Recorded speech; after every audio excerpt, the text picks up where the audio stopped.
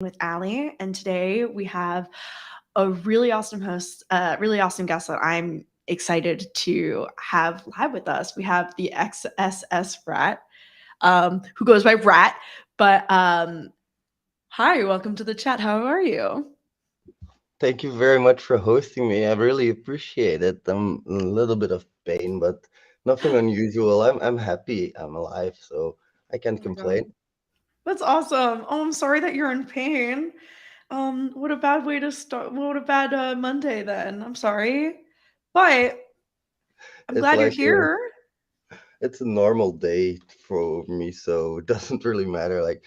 And it's in a relative scale, I have less pain than normal, so I'm not complaining. You know what? Than that's better than most. So that's awesome. Glad to hear you're having a good day.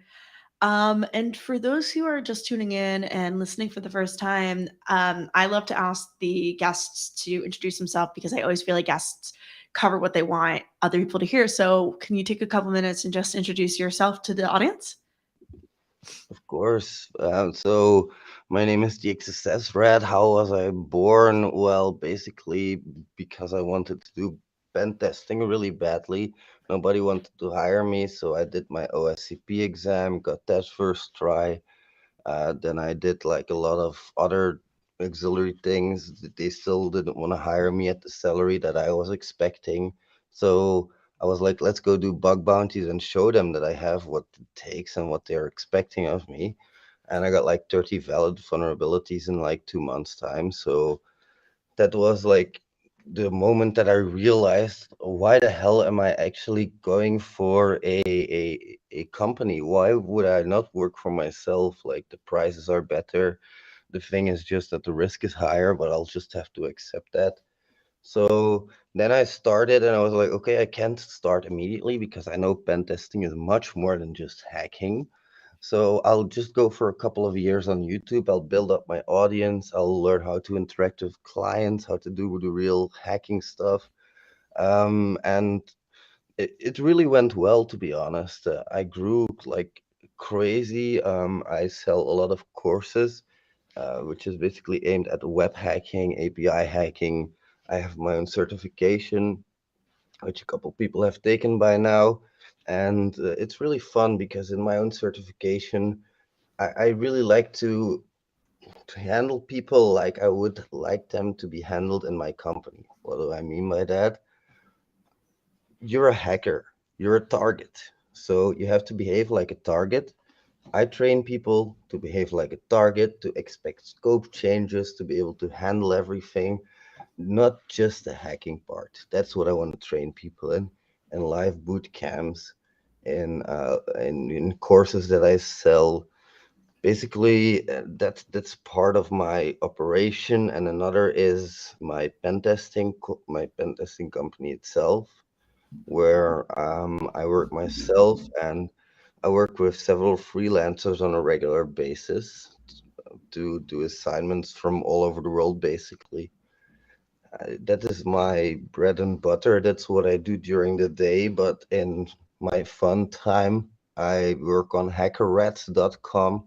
HackerRats is a platform where you can actually earn by earning some karma, solving some questions, and then buy courses or vouchers. If you really need a voucher, I'm always of the principle that knowledge should be free, but free of money, not free of effort. Why is that? Because I've noticed as well that when I just give away courses, thousands of courses, a lot of people won't take advantage of that opportunity. And I myself like that as well.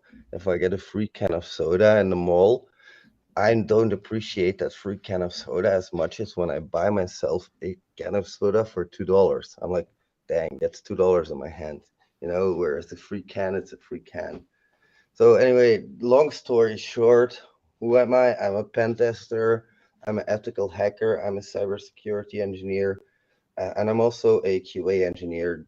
I also do a lot of QA work because I think that security is a software quality characteristic, but I believe in all of the quality characteristics. So I also do performance testing, got my expert certification in performance testing, got JMeter certifications, basically the whole shebang.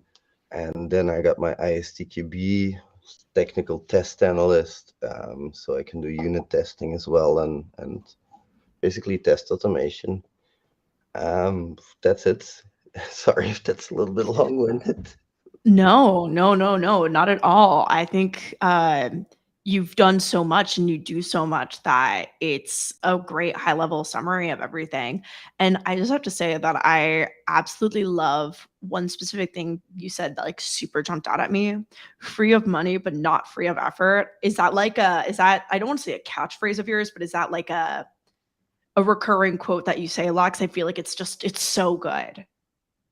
Yeah, I think it's really a powerful message to bring across because I do think that if you really want something, you really have to put in the effort to get it. All the things that are worth something, you need to put in the effort for it. The good things don't come for free. And it's the same with courses. Everything we offer for free usually gets discarded in a bin, like a free game. You never play a free game usually. Like if you've gotten it for free, you won't like it as much. I have a Steam library with 60 games I've gotten for free over the years, which I've never touched, and it's like AAA games. And it's real funny how that works. Same goes for hacker rats, for example. I see people who really want items. I am the admin, so I can just give myself items. And I always think, is this item useful or not? Is it useful? And you see people really working towards that goal, which is awesome to see. I really like that. I know that if they work hard and if they put in the right amount of effort in the right places, because a lot of people think you can just keep on grinding and grinding and grinding and then get there eventually. That's not how it works.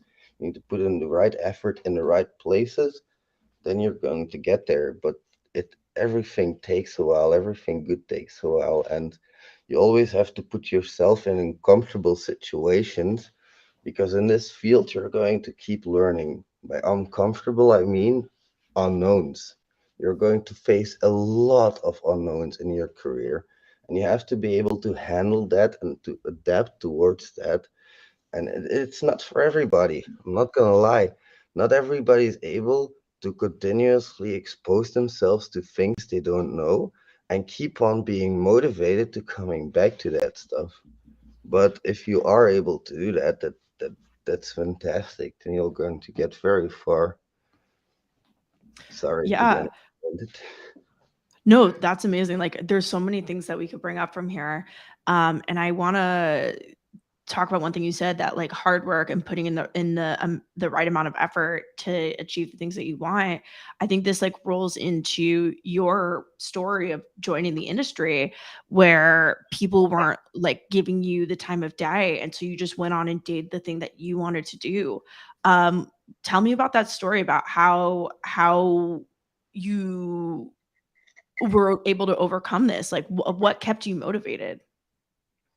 For me, what kept me motivated is that I don't like TV. I don't like to watch TV or play games anymore, or I don't really have a hobby.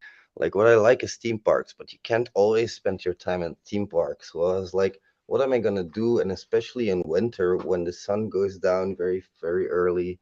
Like, I have a kid now, but when she goes to bed, I still have several hours of doing nothing, and I don't like doing nothing. It doesn't really feel good, doesn't really feel fulfilling. I like to do the things in the way that I like to do them. I'm very, very stubborn. And people also will notice that in my pen testing, probably I do it differently. I have a very different method than most companies, I think. What we try to deliver is repeatable test cases. I don't do one-time test cases. Why not? Because we're in an industry with agile release cycles that's going to release more and more and more. So it's really important to get continuous development and continuous integration for security testing. So that is something that really helps keep me motivated. Of course, if I'm a stubborn bastard, then I won't give up very easily. And that's a Yeah. big thing. like failing hard and failing fast. That helped me a lot. Yeah. Um, so on this idea of motivation, uh, we have a lot of people in the industry who want to get started. And to be honest, I love to kind of take these conversations that I have here and almost make them like personal mentorship sessions. And I'm like, how can I spin these questions to be questions that answer my questions, but would be more applicable? And one of the things that you said was put yourself in the unknowns. And some people just don't have the ability to stay there. So, when you see someone really wants something and they just don't know how to stay motivated in it, how do you help them come through this barrier? Or what are some pieces of advice you would give them? Always go back to the reason you got into the field in the first place. It's super easy to lose sight of tracks, or to lose sight of the things that you're doing. Especially if you're like, if you look at our industry, it's huge, massive. And what's really important there is you get an industry with a goal, but is that goal solid? Yes or no? If your goal's not solid, you're working towards nothing. You're working towards thin air. If your goal is too far away, you're also working towards thin air. What's really important is those baby steps. You're going to get far, but only by taking baby steps. Huge leaps aren't really taken in this industry, at least not in that sense. You really need to take it one step at a time. So if you really, if you're able to do that, you need, or if you want to be able to do that, you need to have a goal that you can break down in specific time blocks, preferably time blocks lasting no longer than a few hours. And then you can put that on a timeline for yourself, which gives you a goal for when to reach it. It gives you a step by step guide. It gives you something to work towards that's yours, that you really want to do. And that is important to stay motivated. Like, do the things that you want to do the goal that you want to achieve. Make sure you work towards that, but do it step by step, and make sure that you don't get sidetracked because you there's always sidetracks. Just write them down for later. There can be a Yeah. secondary goal. So, I'm super curious when you think of a task that you want to do, like vulnerability hunting, for example, you time box that, but how do you actually break that down into a goal? How do you break that down into a hour by hour goal, like as you said? Or is this buy my course and find out? Not like that's a bad thing, but No, absolutely not. In fact, if you want to, like, just shoot me a message. I'll give you my courses for free if you can afford it. But like, what's really important there, breaking that stuff down, like for me, is learning vulnerabilities, learning. So you have learning and you have execution of what you've learned. And there, I'm going to either time box myself into execution of what I've learned, and I can really easily time box it. I can just say I'm going to do an hour of hacking or 2 hours of hacking. Or I can, if I really like, if I haven't, like, for example, if I haven't learned cross-site scripting fully yet, then I need to know, where do I want to be in cross-site scripting? Really tough question. What exactly do I want to know in cross-site scripting? When is it enough for me? I call that my acceptance criteria. And those acceptance criteria for new learning is what I can break down into a syllabus for myself. And then it takes real discipline to follow that syllabus, because you don't have a boss, or you don't have a mom or dad, or you don't have a teacher telling you you have to do this now and this today and this tomorrow and that the day afterwards. Now, again, why do I say blocks of an hour? This is a super important thing, because you want to be able to start and stop a task really in an hour time. You don't want to have to reserve 4 or 5 hour blocks, because then if you have an hour time, you might want to work on that 4 or 5 hour block, but you'll have to get restarted every single time. Like, if you stop and start, that takes some time to think, takes some time to get in the zone again. So if you can break that 4 hour task down, you've already done that getting in and out of the zone because you've already broken it down into those pieces. So how do I break stuff down? I write down exactly where I want to go. I write down exactly what I have to do to get there. Then I write it down into blocks. I try to break down into manageable blocks. Then I execute my plan and then I fail miserably to keep to my original promise. Like my original estimates are terrible. I I am horrible at estimating. Maybe a day in advance, like maybe 2 days in advance, I can estimate well, but give it a month and I'm totally off. But that's okay. It's an estimation. It's not something set in stone, you know? Yeah. One thing that you said huge leaps aren't taken in the industry, yet you said that starting off, you were able to find 30 vulnerabilities in 2 months, correct? Yeah, but Let's I've dig had in. like I had 7 years of IT experience behind me at that point, or 8 years even. I've been a programmer, I've been a network engineer, I've been a QA engineer, I've built websites, so I had a lot of that stuff with me already. And I'm a quirky tester. I'm a very quirky tester. What do I mean by that? I'll break your application in ways you didn't even think of by throwing random strings at an endpoint, which will then return me information that I need. Or, like, for example, if I'm IDOR hunting, I'm going to check the import files as well because they might contain an identifier, etc. So I was looking for things that other people just weren't looking for, like broken Yeah. access control. And what I have is I've got autism. So for me, it can be easy to go through the same website 20 times over with different user profiles because I've already done that. Like, I, I don't care. It's fun for me. Every time I go through it, I find something new anyway. So I just do that. And that really helps me because other people don't want to do that. They're lazy at that point. And how do I know that? Because I often find like 4 or 5 or 6 vulnerabilities, report them, and one is going to be a duplicate.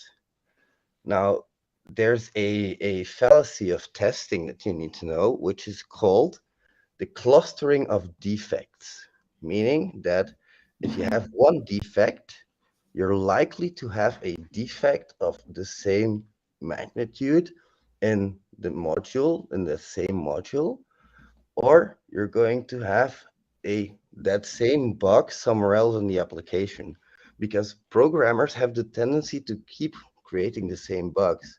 They're not going to check the bug in one day, it gets through the code review, well, the next day they're not going to change that, of course. So that is the clustering of bugs. That's an important concept to understand. If you find something, look around that specific spot for other things or look in other locations for that bug. Yeah, no, that makes sense. And you talk about having like a quirky approach to security, something that's a little bit different. And you specifically said CI/CD of security. So as tech companies are continuously deploying, uh, your fines should be standard across all these different deployments. Like, how do you think? Let's talk more about how you think that this kind of principles should be more adopted into the industry in general. So, what I think is that base coverage is a very important thing. Now, you have a really good coverage already in things like ZAP, Burp Suite, other vulnerability scanners to a degree. Also, kind of terrible. Like, I'm not gonna lie, I built my labs specifically to get around these scanners. They find like 4 or 5. I have 150 labs. So that's one thing. Plus, people often don't know how to use vulnerability scanners as well. So they won't use it authenticated. They'll only use it unauthenticated. They'll put that in the CI/CD pipelines. Won't work properly. Of course not. Now, what you can do for that, in my opinion, is tailor make a specific API security testing thingy. Why not UI testing? Because UI is made to protect user from their own stupidity. API is meant to protect the server from that specific user. Now, if you can make API calls automatically, there is nothing stopping you from loading a list into those API endpoint calls and making it a SQL injection list, and maybe even making it a cross-site scripting list, see if you get reflection or not. And if you get reflection, you might be able to get to the website, exploit that specific call. At that point, we can test for broken access control, a lot of specific injection types, and even business logic because we can automate it. We can automate specific calls that follow up on each other. We call it end-to-end testing. So that is a very important one, that end-to-end testing story. Once you have it set up properly, it's really hard to break down because you know now how that logic works, how it should work. And if it doesn't work as it's supposed to anymore, alarm bells go ringing. That's an important one, but it requires custom scripts. Now, should you run vulnerability scanners? Of course. Even though I find them a bit crap, you should definitely run them, but you should see them as like a second junior hunter that you're training and you're giving commands to. You know, like the intern that always has to copy all the CSV files into God knows what. That's your vulnerability scanner. So definitely see it as that, but also look manually for stuff. That's super, Yeah. super important. And let's talk about certs because you're the first person I think I've talked to who has their own cert. Like, what is there? I was having a conversation with someone at DEF CON about what gives someone the legal right to put down a copyright on like a GitHub repo. What gave you the how intensive a course do you feel like someone needs to make in order to say that their cert is like a valuable cert that people should use? And like what is the process for getting your cert like? So first of all, every single cert is useless. I don't believe in certifications, but why are You they have a lot. useful? In the industry? It's really useful to have that on your resume, on your CSV, on your CV. If you have OSCP on there, if you have PNPT, OSW, OSWE, all of these things are really, really impressive to headhunters and to people who are hiring. But it doesn't prove anything. In fact, I'll make it even a stronger statement. If somebody who has OSCP comes to my company, I'll grill them even more because OSCP teaches certain principles that I don't really agree with when it comes to web, for example. I think that cross-site scripting is a very, very valid vulnerability. I think that broken access control, that's something that they do well, of course, but like if you see how limited their web section is, it's super, super, super limited. And it's not like web is that hard to learn. You can make it super easy with CSRF in there. You can include some stupid stuff, you know. You don't have to make it really, really hard, but I just find it really, really very like not very comprehensive. So I'll grill them even more if somebody comes with an OSCP certificate to me. Then there's PNPT, which is already good. It teaches you how to report properly, how to have mild interactions with your client, I should say, because you have to give a debriefing, which is good. Nothing wrong with that. But it's just not what I was looking for still. It was missing some elements. So then there's almost nothing left except for Hack the Box, which recently bought out their certificate. That is a pretty decent certificate, but they put arbitrary blocks on certain things. Like for example, they block you from moving on from a specific chapter if you haven't answered the answer correctly. Now, a stupid thing, really stupid thing, they said go and pop this specific alert so you can get the document.cookie. And I was like, okay, what do I have to do here? Copy this attack string, replace document.cookie. What exactly do I have to do? I tried like 50 different things. Turns out I just had to attack the machine and actually get the cookie. Cookie was the flag. Stupid shit like that is they blocked me for that, and I had to waste 3 hours for that. Like that sounds stupid, but it's not. They don't really teach client interaction. That is my biggest gripe with them. They teach it, but they don't enforce it. And then there's my certificate. Now, what makes my certificate valid? Nothing. Like it's the same as saying, "Oh, I have a piece of paper that I'm gonna wipe my ass with." That's like, I don't really think my certificate is valid. I think my certificate is valid because I wanted to have a way to certify the people who work in my company, and I want to test them to make sure that when a client interaction came in, they would handle it properly. I know that there are a million and one certifications out there to learn how to hack, but I never found one that really enforced that client certification play. So I always hire role playing people, for example, to come into the Discord server, and if the if the candidate doesn't notice, they might send a report or like a vulnerability in the Discord server with a threat actor in it that they don't know. Because we clearly stated, me and this person are your proctors, and then the third person is suddenly there. And they might even get my profile picture, change their name to my name. So it's almost identical. And they might even ask, hey, can you send me this report to this email address instead of the original one? We change scope very regularly in the middle of the testing. We give way too much scope. We expect the candidate to tell us that the scope is too big. We expect the candidate to immediately tell us if there's a critical vulnerability found. We shut down servers while they're scanning to simulate that the server's breaking by their scans. We do things like we have a copy of a production website with links to the production website put on a test server, but it's like only a few links, like two or three hard links to the production website. This happens, and you're not allowed to test the production website. If the student is not careful, they will click that link and go to the production website. That's what I mean when I say that my certificate, in my opinion, is better for the people who want to work at my company.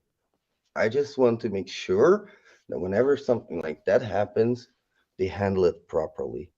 And I don't want people to fail because a student failed because they sent like a message to a threat actor. I immediately programmed a new lab, and I immediately like made them like start again. So I don't want people to fail. Retakes are always free.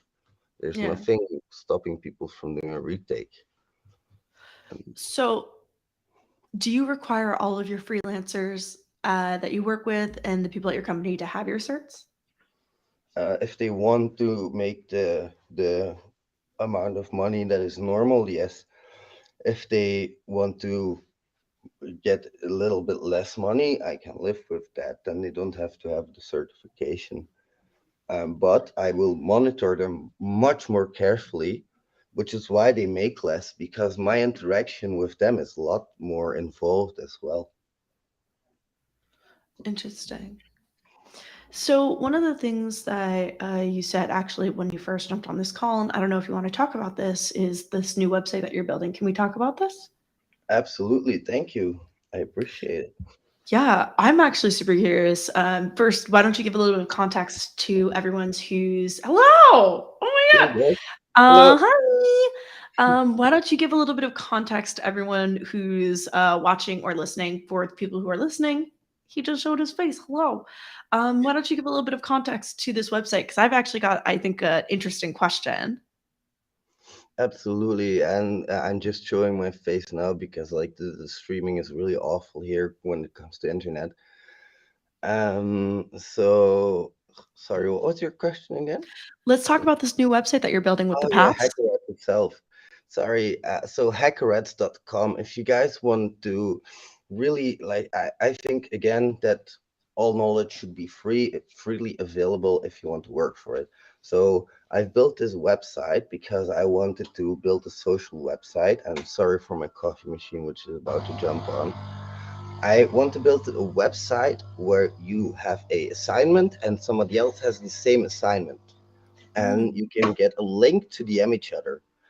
That was the original idea. And then you can work on the same assignment. You don't get points until you both solve it.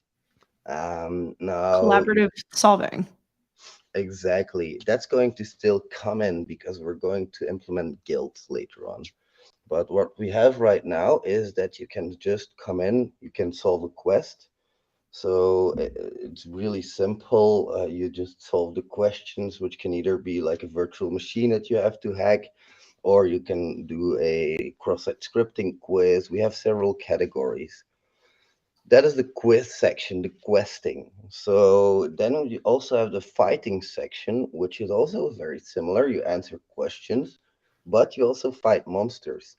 And you have equipment which you can wear, which can increase your attack level. You can upgrade your equipment.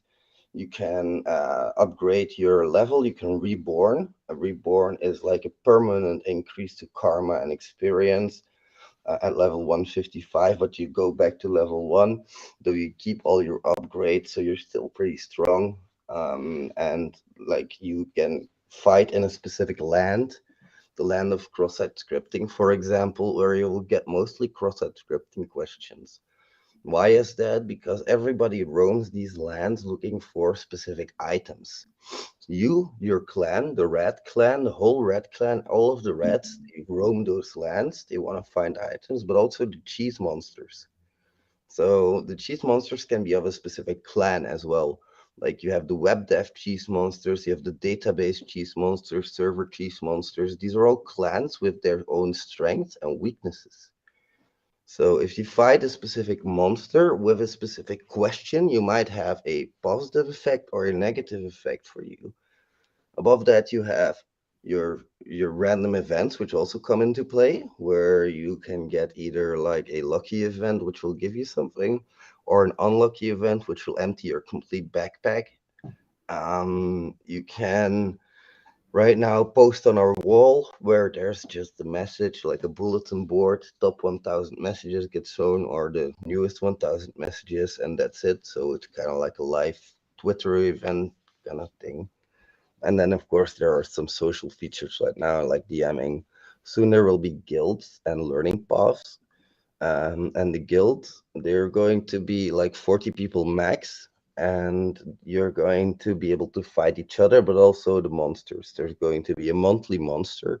Every month, a new monster with specific weaknesses and strengths. And to fight that monster, you'll have to grind the thing that it's weak for. Like if it's weak for cross-site scripting, you'll have to grind cross-site scripting that month to get extra gear so you can fight that monster properly. Your whole guild depends on you. What do I want to do with that? I want to force you to learn something that you might not want to learn, like SQL injection, cross-site scripting, bit of peer pressure to learn those things. Yeah. So that's kind of what HackerRat is at the moment, what it's going to be, and there's going to be a lot more, of course, in the future. We're only getting That's started. that's so interesting. It's like you've built out like you've taken a very not common idea, but like the World of Warcraft, League of Legends, like my general understanding as someone who doesn't play, and made it approachable for people who love that but also want to learn too. And like I know it says on your website, it's like the ultra gamification of learning. And I'm actually super curious. My question for you is, as you're building a website that is dedicated to learning security, what do you think about regarding securing your website and your application? How do you approach that? Can I just say that that is one of the hardest things that there is? Like, Yeah. it's a real cat and mouse game, and I got hacked. HackerRat got hacked a while back. I'll tell you about that story as well. So, HackerRat itself, how do I go about security? First of all, I called a good friend of mine, John McCoy, and I asked him, "Hey, can you help me with the security layered design, putting up the right architecture, AWS, and all of that stuff that I need?" Separating it into layers. That's a very big one. And then having like only one entry point into your system that you can really, really control very well and sanitize everything at. and the rest of those calls are only going to be internal calls, not even accessible from the outside network. So they'd have to find something like a SSRef to get even in. Then there's going to be an admin network. The admin network is going to be separate from everything. So you can't really get in it unless you have a VPN connection. That's going to be really important because in that way we can monitor the system separately without anybody ever risking fucking it up. Why is that important? Because we got hacked. How did we get hacked? Because of my stupid ass. By the way, sorry, I keep cussing. Because of my stupidity. I have a test server, hexpert.com. So, yeah, hexpert.com. If you guys want, you can go there, hexpert.com/labs. 150 labs that you can hack. Of course, SQL injection is one of them. And I developed HackerRats on hexpert.com first as a test server, but I never changed the password reset tokens when I took over the database to production. So somebody get this password reset tokens, they fucked my entire stuff up. And I learned a big lesson, but in the process, we also fixed like two SQL injections, two cross-site scriptings that we had no idea about. So I'm super grateful for that person. Even though he hates me, I'm very grateful for them. And if you guys want to hack, hackerrats.com, hackspert.com. If you want to hack anything, don't be afraid, just do it. As long as you please let me know when you find something, I would really appreciate it. Yeah. Is there like when you're working with your engineers who build this program, what kind of like language do you use to communicate with them about making sure it's secure? What kind of programming requirements do you give them to make sure that they're writing secure code? I basically Right now, I am basically the only person coding the website.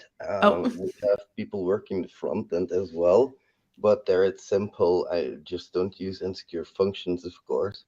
And for me, I have to always use prepared statements because I use PHP, so I need prepared statements, of course.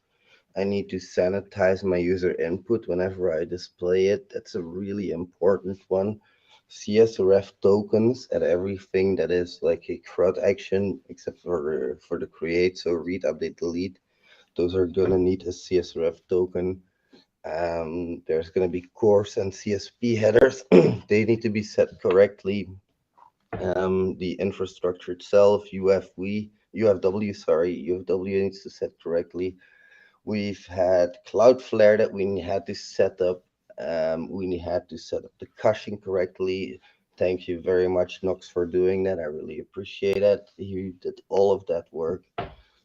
He also deduplicated the servers into a load balanced solution where you can just add nodes so we can do vertical scaling instead of horizontal. The database is only accessible from the internal network. the there is like all of these things that you have to think about. Like these yeah. are just the things that I know of from the top of my head, but I'm sure that I've missed like 100 things that I was still watch. Yeah, I mean, there's probably a lot. Um, I have one more question that I want to ask that I'm just curious about. So I also went on your course website and I saw that you have a free item. Do you know how many people have actually tried to buy it? The free item. Do you mean the nothing item? The Uh, nothing item. I'm curious. So for context, I on do.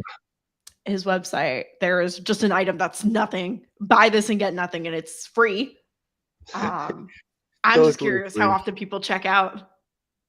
Guys, this is something you cannot miss. This is really something you have to get now because like I might raise Limited the price time. to like maybe it costs like $1,000 in like a few days. You never know, and like maybe it'll grow like magic. So 525 people have actually tried to buy that course. Oh my god, bless them. Um, that's so funny. Like 221 have done that course. How can you do that course? There's nothing in there. There's it's Oh, an there's oh my an god. image in there. If you open the image, it says that you've done that course. You gotta give a certificate out for it. Oh yeah, I didn't The nothing activate certificate? it yet. Yeah, good idea. So, I'll be the signatory, okay? all right. I'm going It'll to be our do that collab. now. Provide certificate for this course. There we go. Hey, free cert, free cert. This is going Um, to be ridiculous. that's so funny. So, kind of as we wrap this up, I love to ask this one question for my guests. Um, what's like the one piece of advice you think everyone needs to hear? What do you want to tell the people? Fail hard, fail fast, fail often. That's really your like people are too afraid to fail. Stop being afraid to fail. In the end, the world is gonna explode anyway because of the great expansion and shit like that. What do you have to lose? Like maybe you get like laughed at for 2 seconds, but I'm gonna give you one big tip. People don't give a shit about you. And that's not in a negative way. People have their own problems, they have their own stuff on their mind. And even if they might laugh at you for 2 seconds, laugh with them because you did something dumb. If I walk to the door and people are laughing at me, I laugh with them because my dumb ass walked into the door.